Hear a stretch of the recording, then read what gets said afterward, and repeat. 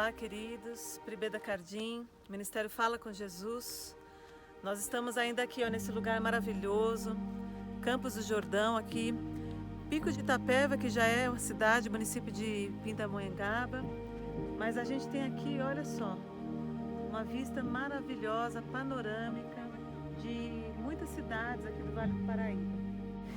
E no meio dessa visão maravilhosa, eu quero continuar um pouco no Salmo 19. E o Salmo 19 ele diz assim, que os céus proclamam a glória de Deus e o firmamento anuncia as obras das suas mãos. Um dia discursa a outro dia e uma noite revela conhecimento a outra noite.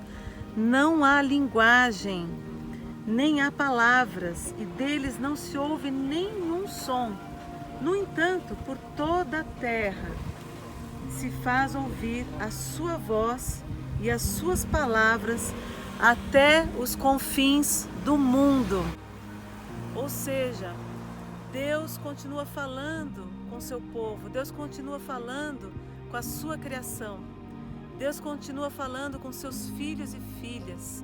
Há tantas coisas que estão acontecendo no meio de uma pandemia e nas coisas que ainda virão. Deus se faz ouvir com a sua obra, com a sua criação, com a sua voz profética. Eu hoje estava meditando também o livro de Jó. Deus aparece como que num redemoinho para Jó e ele faz 72 questões para Jó. Mas num dos trechos aqui ele fala assim: podes levantar a tua voz até as nuvens para que a abundância das águas te cubra? Ou ordenarás aos relâmpagos que saiam e te digam, eis-nos aqui? Quem pôs sabedoria nas camadas de nuvens? Ou quem deu entendimento ao meteoro? Quem pode numerar com sabedoria as nuvens? Ou os odres dos céus? Quem os pode despejar para que o pó se transforme em massa sólida e os torrões se apeguem uns aos outros?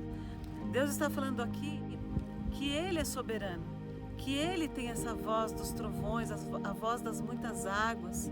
Ele tem essa voz poderosa que faz cessar as guerras, que faz cessar o temor, que faz cessar o medo. Nós precisamos cada vez mais confiar no Senhor. Essa confiança na voz dEle, e num tempo de temor como esse, num tempo onde muitas pessoas estão com pânico, depressão e tantas outras coisas, nós precisamos distinguir a voz de Deus e saber que a voz dEle é muito maior do que todas as coisas. O Salmo 46 fala isso, né? Aquietai-vos e sabei que eu sou Deus, sou entronizado entre as nações. E ali onde está o rio de vida, onde está a cidade do nosso Deus, flui a vida do Senhor que chega até nós. Que Deus esteja nos abençoando, nos colocando a ouvir essa voz, que nós tenhamos ouvidos. Em Apocalipse fala, nós precisamos ter ouvidos para ouvir aquilo que o Senhor, o Espírito Santo está falando nos últimos tempos. Então, que nós possamos estar abrindo os nossos ouvidos e ouvir a voz de Deus, em nome de Jesus. E Ele tem saudade de ouvir a nossa voz. Ele quer ouvir a nossa voz. O Salmo 142, nesse Salmo de Davi, ao Senhor ergo a minha voz e clamo com a minha voz, suplico ao Senhor. Eu derramo perante Ele a minha queixa, a sua presença, exponho a minha tribulação. Quando dentro em mim me esmorece o espírito, conheces a minha vereda. No caminho que ando, me ocultaram armadilha. Olha-me à direita e vê, pois não há quem me reconheça, nenhum lugar de refúgio, ninguém que por mim se interesse. A ti clamo, Senhor, e digo, tu és o meu refúgio, o meu quinhão, na terra dos viventes. Atende ao meu clamor, pois me vejo muito fraco. Livra-me dos meus perseguidores, porque são mais fortes do que eu.